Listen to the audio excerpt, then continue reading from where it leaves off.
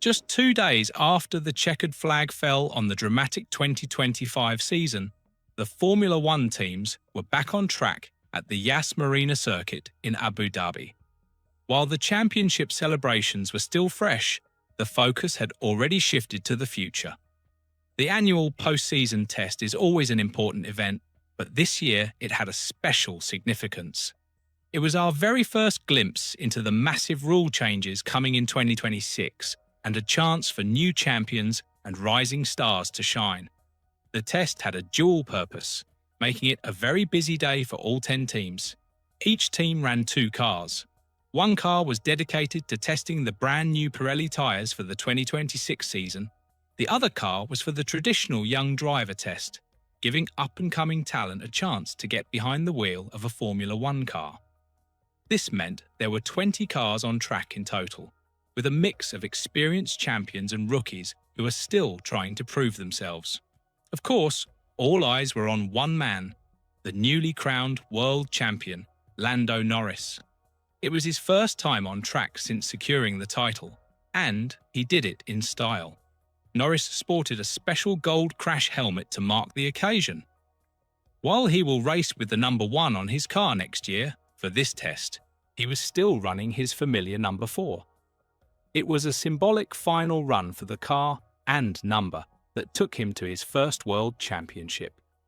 Norris completed 71 laps in the morning session, gathering important data from McLaren and Pirelli before handing the car over to his teammate, Oscar Piastri, for the afternoon.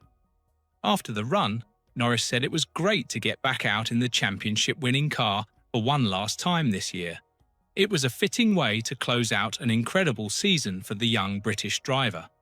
While Norris's golden helmet was a great visual, the biggest technical story of the day came from Mercedes. The team rolled out a car with a fascinating new piece of technology, active aerodynamics on the front wing. This was the first time we have seen a team publicly test a key part of the 2026 regulations.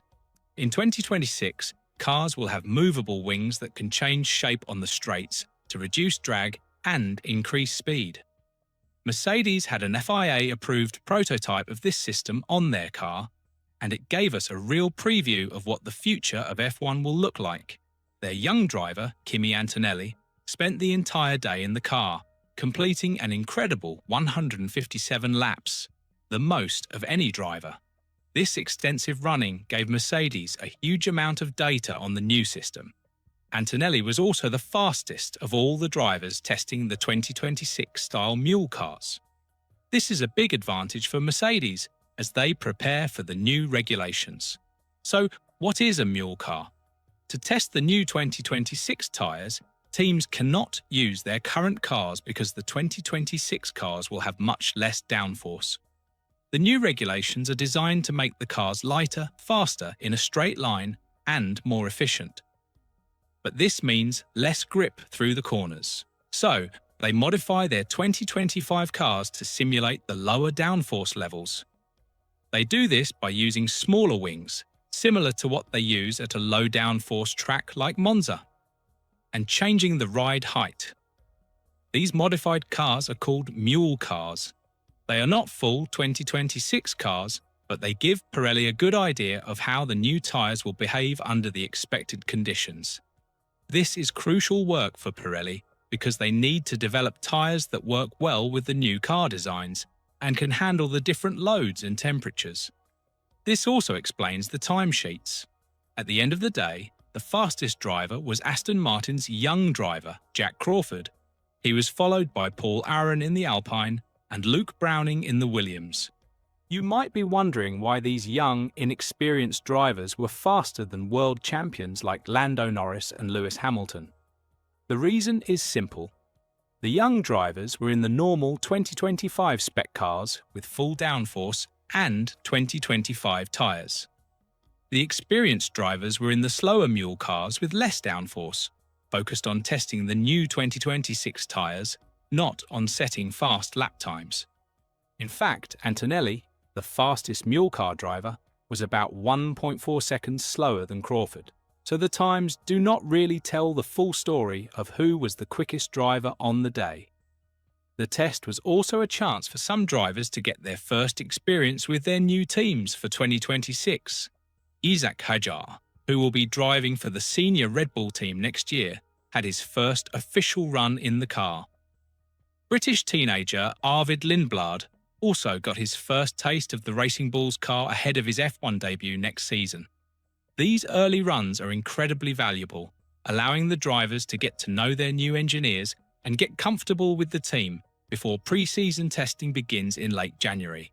It also gives the teams a chance to see how the new drivers adapt to the car and the team environment. For Ferrari, it was a day of transition. Charles Leclerc ran in the morning, while Lewis Hamilton took over in the afternoon. And he will be hoping for a better 2026 season after a disappointing first year with the Italian team. Hamilton has said he plans to completely unplug from Formula One over the winter break, so this test was his final duty before switching off. Not every driver was on track, however. Max Verstappen, Fernando Alonso, and George Russell all chose to skip the test. After a long and intense season, they decided to start their winter break early. Verstappen even joked that he was fortunate to be able to miss it. After winning the race in Abu Dhabi, he clearly felt he had done enough for the year. Russell also decided to take the time off, with Frederic Vesti handling the full day for Mercedes instead. The day was not without a few issues. Ryo Hirakawa had a crash in his Haas at Turn 1, which brought out a red flag while his car was recovered. The Japanese driver damaged his rear wing but was able to get back on track later in the day. Esteban Ocon had a much tougher day. He only managed to complete 4 laps due to technical problems with the car. Ocon will be hoping this is not a sign of things to come. There were also some interesting young drivers on display. Luke Browning impressed for Williams, while Pato O'Ward got more valuable F1 experience with McLaren. Paul Aron, the reserve driver from Alpine, was second fastest overall.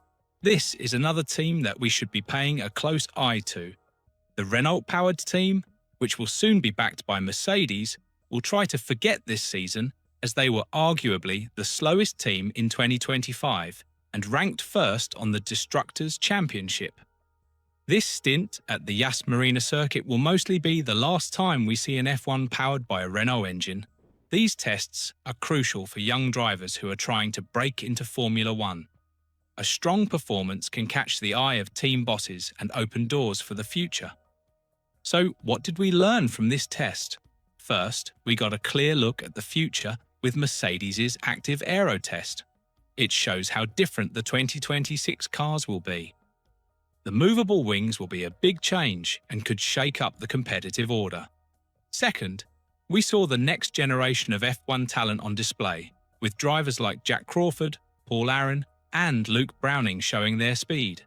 And finally, we saw the 2025 season officially come to a close, with the new world champion Lando Norris taking his title-winning car for one last spin. The winter break will be short, but the work for 2026 has already begun in earnest. This test was the first small step into a brand new era for Formula One. The teams now have a few weeks to rest before pre-season testing begins and the real work starts.